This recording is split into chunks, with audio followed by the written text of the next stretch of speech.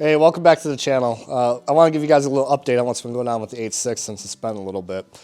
But we've got all the chassis wiring is done. The headlights still need to be reprogrammed. We've got some sweet new Zenki JDM lights. They're actually 3D printed from a guy in Australia. These housings, they don't make those anymore. I found a set of used working ones. They were like $700-800, and I wasn't about to pay that, especially because it's not in the budget for this right now. This guy printed these and shipped them. They were 120 bucks. I found them on eBay. Obviously, I had to get new lenses, which surprisingly enough, the lenses are still made. But either way, we got the Raybrig, or whatever it's pronounced, headlights here. Those things are sweet. And we've actually started putting the interior wiring here back together. I know it doesn't really look like it, but if you saw it before, it's significantly better. So my plan for today is actually to try and get some more of the interior wiring done, because I want to be able to start working on the engine harness here soon.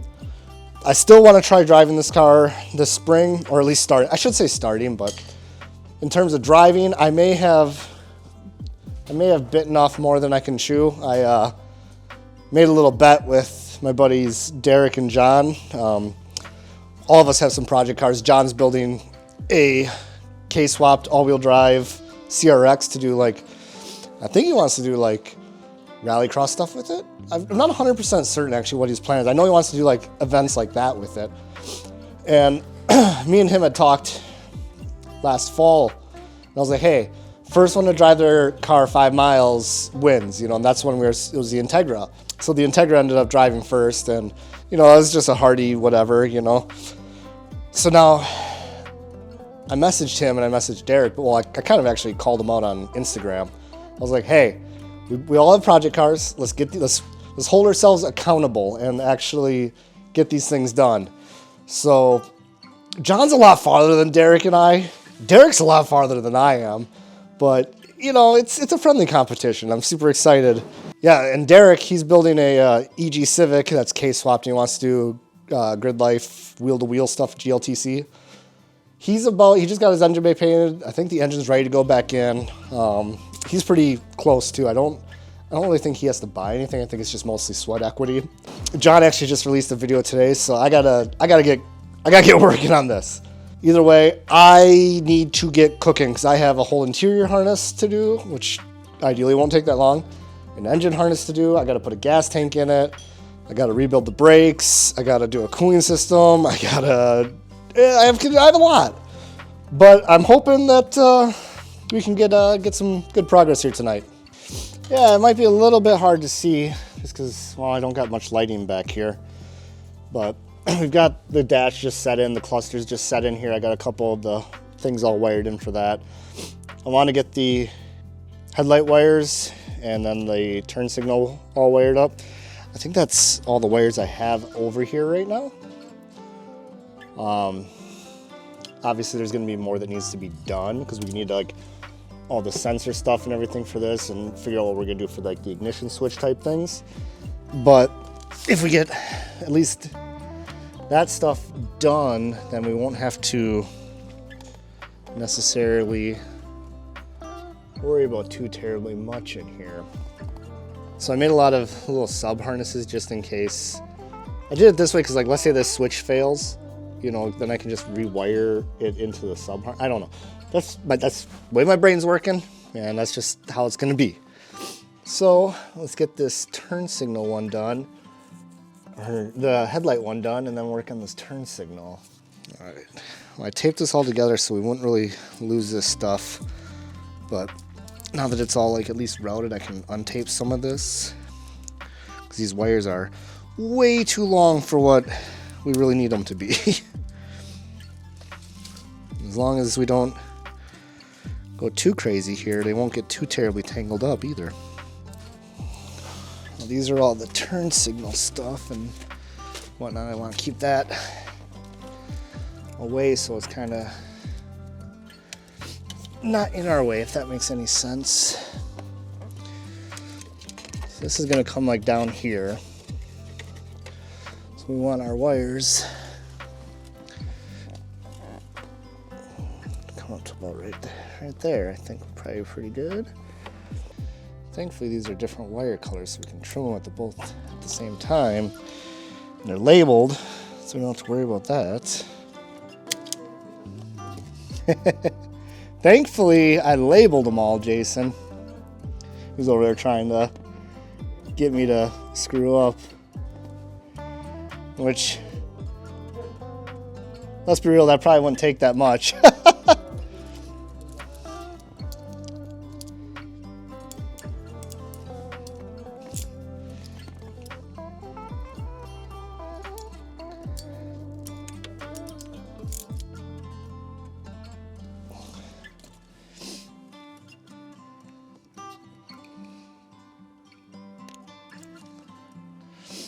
Let's put the lock in that. We can check that one off.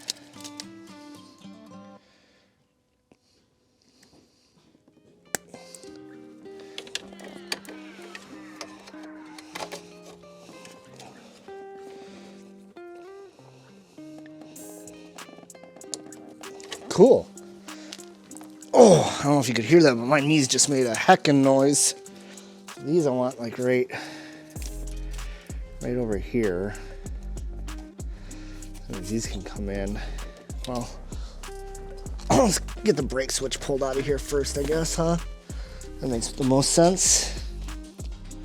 Brake switch. Awesome. Okay.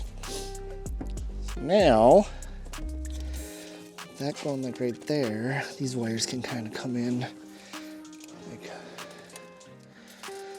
over here. Snip.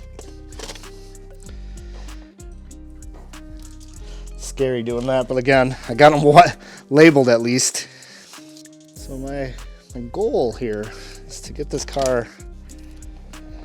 I'd like to get it started in April. My original goal was probably get it driving in April, but I still have a whole engine harness to build.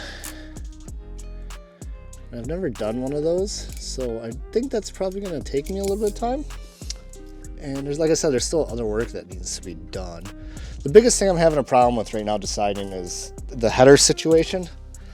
All the really cool headers are for right-hand drive vehicles, and I'm worried that they're gonna hit the steering column.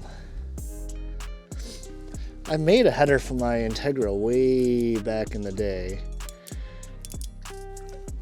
and I could do that again and probably get the design I want. I don't necessarily know if it'd be any cheaper to do it that way, but it'd definitely take longer. So I don't know if I should do that or if I should just bite the bullet and just buy one for now. And I can always make one later. I think that's the smart way to do it. I could probably get a used one for fairly cheap. I know some people. All right, turn. What do you guys think? One is this bottom one here. All right, let's put a lock in here. Kind of wondering if I should lock the gauge cluster ones too, because I could test those out right away. Tidying up the wires right away too, just so it looks like I got more done than I actually did.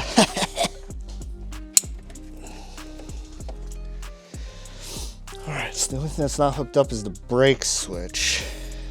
Yeah. Alright, well I recently ran all the wires through over there, so we're going to have to move our battery and our ground cable here.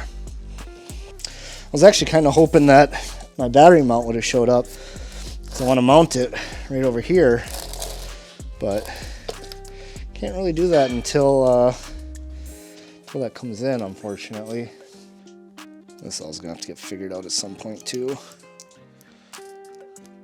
But can do that when the actual battery mount is here, you know. Alright, so unfortunately this is still my ignition switch.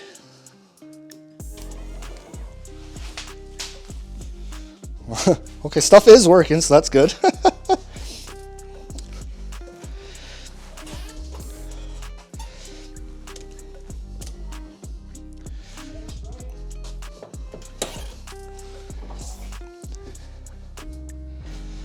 Yeah, I think those are the brights because I don't think I got the programming the PDM. Yeah, okay. Left turn signal. Okay. Okay. Yeah, for some reason it's not working on there. Right turn signal is though. And it is pulsing, so I don't I'll have to figure that out, but the lights and everything are on, so that's cool. Well, everything I did is still working. So I think what I'm gonna do now is I'm gonna pull the dash and loom some of this up real quick. That way it looks nice. And actually attach it kind of where we need to attach it. We can kind of check that off our list then. That's my goal tonight, is just tidying stuff up. And then technically, besides the ignition switch, all the PDM wiring is done. So that's big. All right, yeah, you know what? I'm gonna do that real quick. So I think my plan of attack is gonna be to separate the red wires from the other ones, because the red wires are for the cluster. The other ones are actually the PDM wires.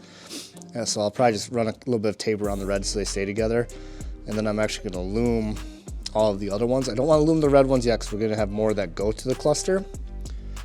I'll probably throw the brake switch in right away too. That way we can actually say, besides for the ignition, it's done.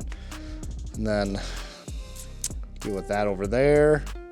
This is like the satisfying part of doing wiring when you're doing like the looming and all that kind of stuff, because it actually looks like a complete car. And then what we'll do is we'll bring the loom to here. We'll bring some loom there, some loom down. So what I want to do is get all parts of that Y there taped real quick. So now we can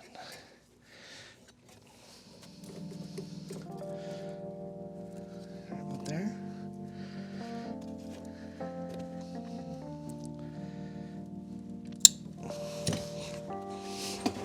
Ouch! Ow! Need some knee pads. I'm getting old knees here. I love this loom, but I also hate this loom because it curls over on itself so much. That can kind of be a pain in the butt to route. Well, not route, but get the wires in. If that makes any sense. So you guys stare at the back of my head here. This is actually pretty comfy at this spot. Sounds like Jason's putting the wheels on the Evo. Probably start driving that thing again here soon. The weather would just cooperate.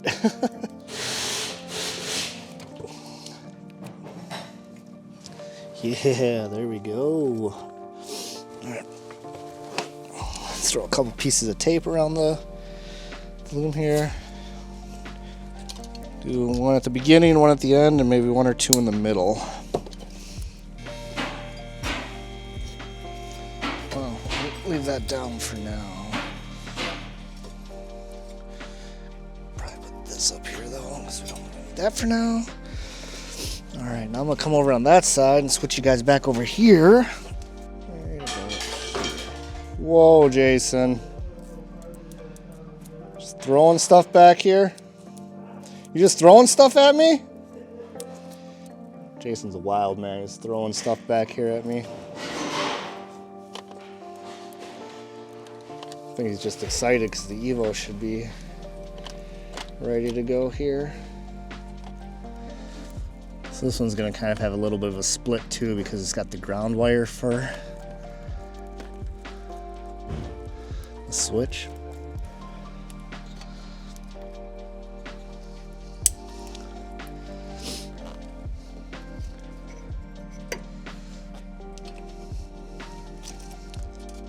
Look at that. Yeah, look at that. Look how nice that looks. So all this stuff's get tidied up, but a lot of it's going to get covered by the kick panel, so I'm not terribly concerned about that. That looks awesome. So I officially think I can probably start working on the engine harness. There is still the wipers, but I'm not terribly worried about that right now. And we still have to figure out the pop-ups, but that should just be a programming thing. But for all intents and purposes, we have a complete working lighting system. So I think the last thing I want to do tonight is get the dash back in and get the cluster back in and stuff like that, just so I can kind of maybe tie up the wiring a little bit, and because it'll look nicer having it all like that. So I'm gonna grab it, throw it up in there, and yeah, hopefully test everything again, make sure that it wasn't just a fluke. Nice part about 80s cars is this dash is wicked light.